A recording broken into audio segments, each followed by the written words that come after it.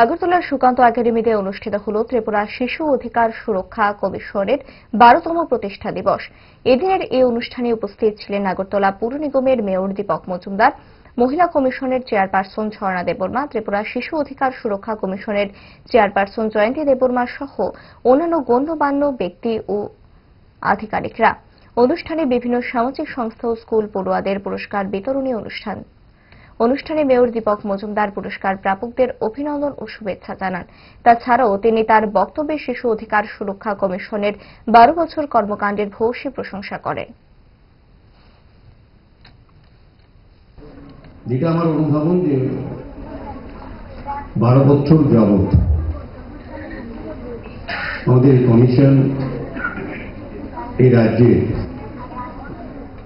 বিশেষ করে শিশুদের, মেয়েদের তাদের সমস্ত সার্বিক ক্ষেত্রে, শিক্ষাক্ষেত্রে হোক বা বিভিন্ন জায়গায় হোক, নির্যাতন, যৌনশিক্ষা কিংবা লাঞ্ছনা,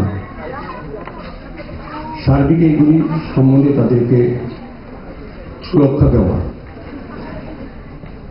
সচেতন করা এবং যারা এই কাজে যুক্ত আছে তাদের আইনি প্রয়োগের মধ্যে সতর্কতা করা, শাস্তির বিধান করা।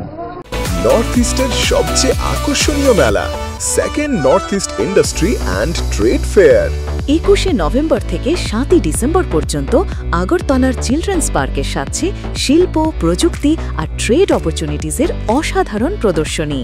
দেশ বিদেশের brand, home appliance, handicraft, tech product, food corner সব এক জায়গায়, ওয়ান মেগা ফেয়ার। তাই পরিবার পরিজন নিয়ে চলে আসুন second north east industry and trade ফেয়ারে।